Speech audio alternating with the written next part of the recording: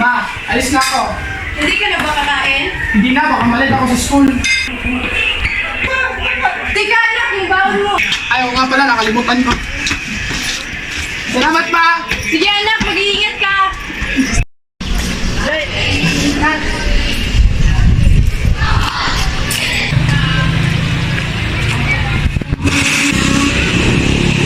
Tol!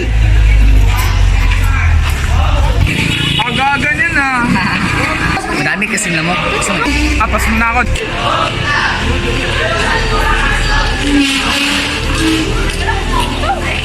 Uy, aga nyo ah. Lagi naman ako maaga. Baka ang isang to. Ba't ako?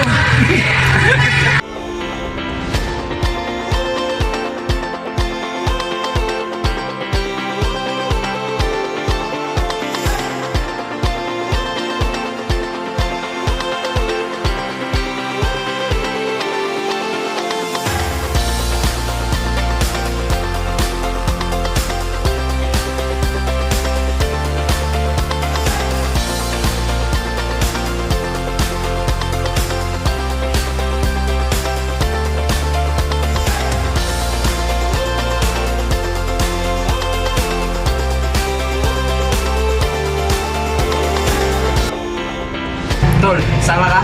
Saan? Doon lang sa kabilang kanto. Nagyayaan kasi yung iba kong kaibigan na may inuman. Gusto mo na, Tol? Tutulungan ko pa kasi si Mama sa mga gawain bahay eh. Ito naman ang KJ. Maraming chicks doon. Sige na, sumama ka na. Hi boys. Tuloy kayo mamaya? Yes, kayo ba? Nandun dito. Sige, dalawa ka na. See you boys. See you! Hindi na ba talaga magbago isip mo? Hindi talaga pwede, Tol. Sige, wala na kami, Tol. Sige, sige. Take care.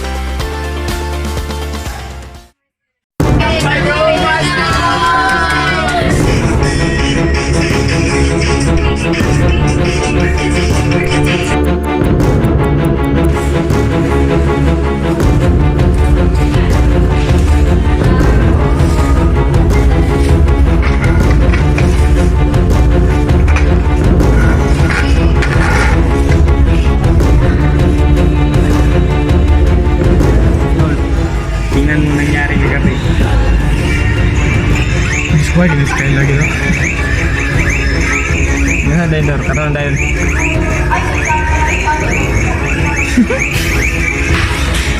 May gimmick kami mamaya. Baka gusto mong sumama. Para maranasan mo naman yung naranasan namin.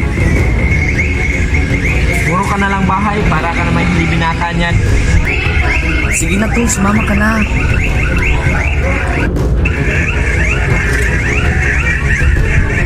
Sama ka na, Tol. Ang KG mo naman. Pag di ka pa rin papayagan yan, tignan mo. Magsisisi ka talaga. Dala ka na rin ng pera, pambili lang ng alak. Ayun no. Umayag din sa wakas.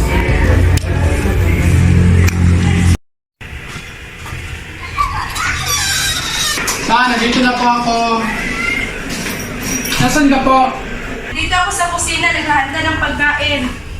Bakit? Ma, manghihingi sana ako ng pera pambili ng projects namin. Magkano ba? 500 lang naman, Ma. Ha? Ba't ang laki naman? Sige anak, gagawin ko ng paraan. Sige, Ma, salamat.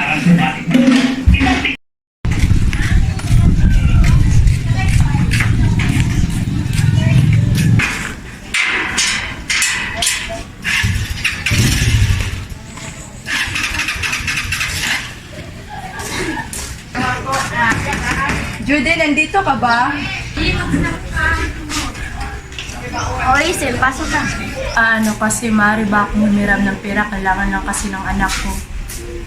Oo naman, pamangkin ko naman yun. Magkano ba kailangan ng pamangkin ko? Mga 500 sana eh. Ay sus, 500 lang pala. O ayan, Bayaran ko ito kapag nakapera na ako. kahit wag mo nang bayaran, pamangkin ko naman yan. Salamat talaga. Nga pala, aalis na ako. Baka hinahanap na ako ng pamangkin mo. Aalis pa naman yun. Wala ka naman busy.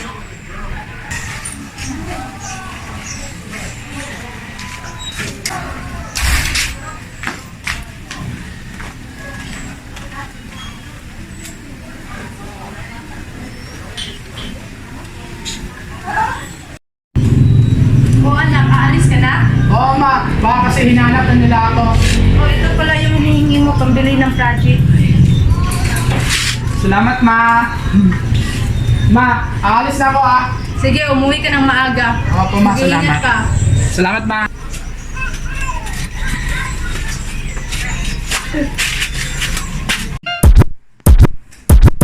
Utol, mabuti at nakatuloy ka. Kala namin lububuk ka na naman sa kwarto mo. Nagdala ka ba ng pera? Oo nga, pamilya na anak, paubos na rin kasi mga to. Oh, ito. Oh, Ayun! Mayaman!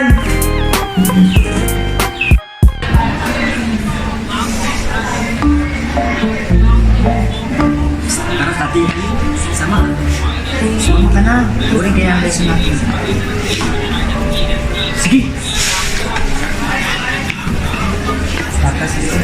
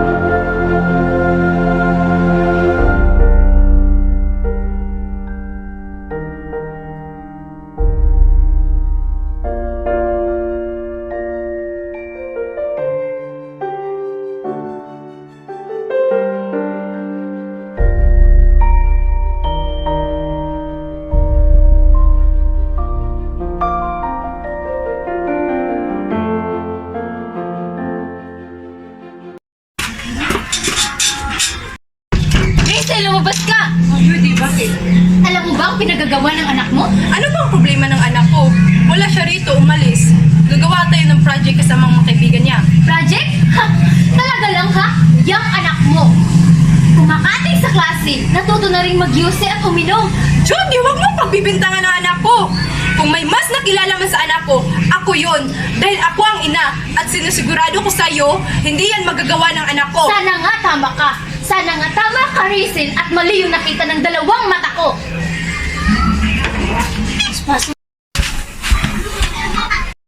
Pahingi pera! May kailangan akong bilhin!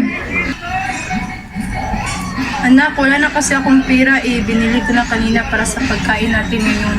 Kung may pera! Lagi kang may tinatago eh! Ilabas mo! Wala na talagang pera si Mama. May pera! Pag sinabi kong meron, meron ha!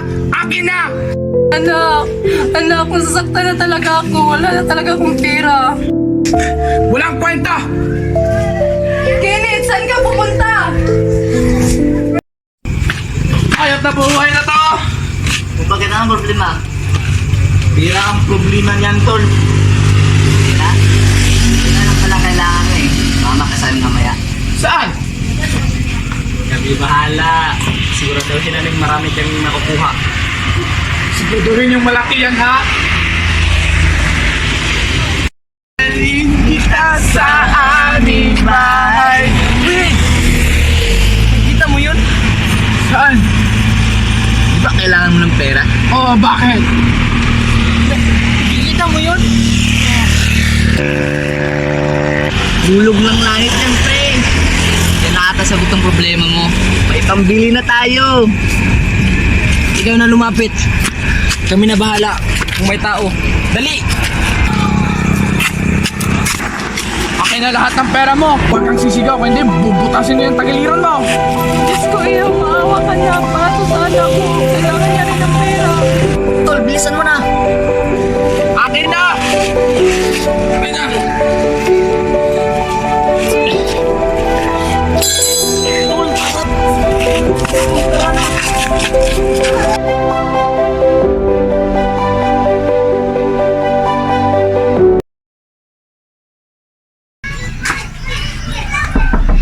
Ma!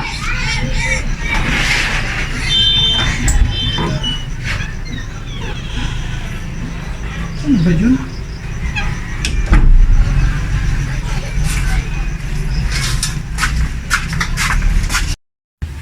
Tao po! Tita! Nandyan po ba si Mama? Bakit ngayon ka lang, ha? Hinahanap mo ang mama mo? Puntahan mo! Doon sa sementeryo! Hindi yan totoo! Ma! Ma! Ma! Mama! Ma! Tumigil ka na! Alam mo ba sa nangyari sa mama mo kay Dita? Sinaksak siya, inundan sa daan! Habang naghahanap ng pera para sa'yo! Kasi kailangan mo! Kung saan siya naghanap ng pera para pumutan yung kasi kailangan mo ng pera! Nasaan ka sa 3 linggo? Ibig sa defect ng mama mo, hindi ka nagpakita! Alam mo kung ano yung nakakatawa, Kinet? Kasi mukhang bibig niya yung pangalan mo habang nalalagutan ng hininga! Kasi kailangan mo ng pera! Namatay siya na puro ikaw ang iniisip, Kinet! Tao po! Sino yan?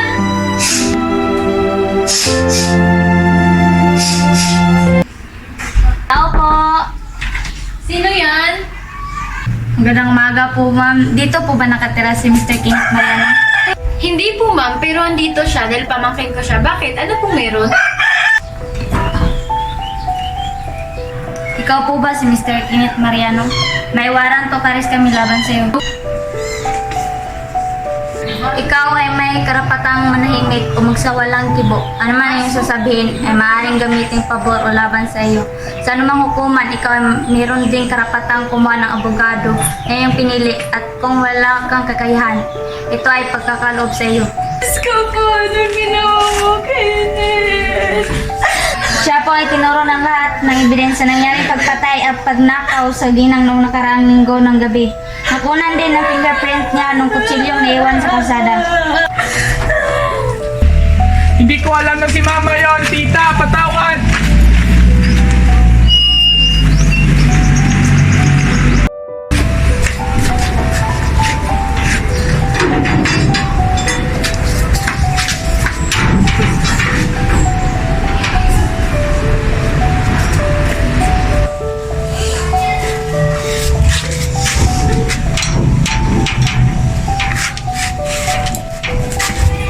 Mama, I'm sorry. I'm sorry, Ma. Patawad. Di ko alam na ikaw yon. Kung alam ko lang. Patawad, Ma. Patawad. I'm sorry, Ma. I'm sorry. Sa buhay, may dalawa tayong pagpipiliang daan. Daan, papuntang maling kinabukasan o daan, papuntang tamang kinabukasan. At anumang daan ang ating tatahakin, dapat mo itong panindigan dahil may mga desisyon tayong nagagawa na hindi natin matatakasan. Ang kwentong ito ay nagpamulat sa ating mga mata na piliin natin ang kaibigang e-impluensyahan tayo sa maganda at hindi ang kaibigang dadalhin tayo sa mga bagay na sa unalang langit ang dala. Sa bawat pag-ikot ng orasan, ang siyang pangyayaring hindi natin inaasahan. Ano ba yan, Ma? Sundalo na yung anak mo. Proud na proud ka siguro dyan. Patawad na sa lahat-lahat. Pangako. Mas aayusin ko pa yung buhay ko. Tutuparin ko lahat ng mga pangarap natin. Kaya piliin nating pahahalagahan ang ating ina, ama, dahil may mga pangyayaring baka sa huli ay ating pagsisisihan. Mama! Minsan man tayong madapa, muli tayong mabangon dahil hindi natatapos ang lahat doon.